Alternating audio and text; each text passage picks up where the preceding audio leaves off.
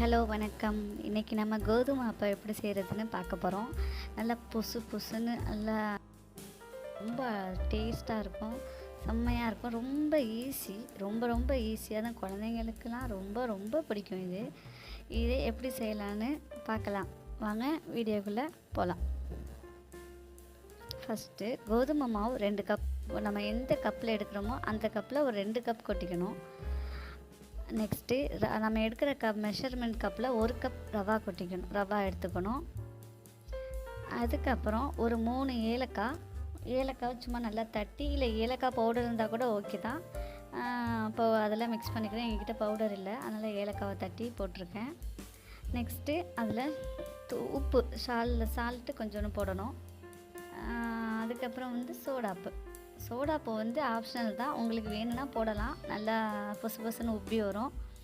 அதுக்கப்புறம் வெல்லம், நம்ம எடுக்கிற கப்லேயே 1 கப்பு வெல்லம், 1 கப்பு வெல்லத்துக்கு 1 கப்பு தண்ணியை வச்சு நம்ம காய்ச்சணும். கம்பி பதத்துக்கு வரணும்லாம் ஒன்றும் கிடையாது, சும்மா அதில் உள்ள தூசு மணல்லாம் போகணுங்கிறதுக்காக தான். 1 கப்புக்கு தண்ணி தான் ஊற்றி நம்ம சும்மா இந்த மாதிரி தண்ணி லிக்விடாக வந்தால் போதும், அதை எடுத்துக்கணும். இன்னொரு கப்பு 1 கப் வெல்லத்துக்கு 2 கப் தண்ணி சேர்த்துக்கணும். ஆனால் நம்ம 1 கப் தான் இப்போ சேர்த்துருக்கோம்.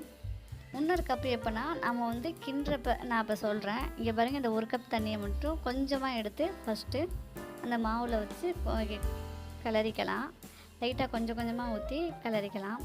இருக்கிற மிச்சம் எல்லாத்தையும் ஒரேடியாக ஊற்றி கிளறிக்கிட்டாச்சு.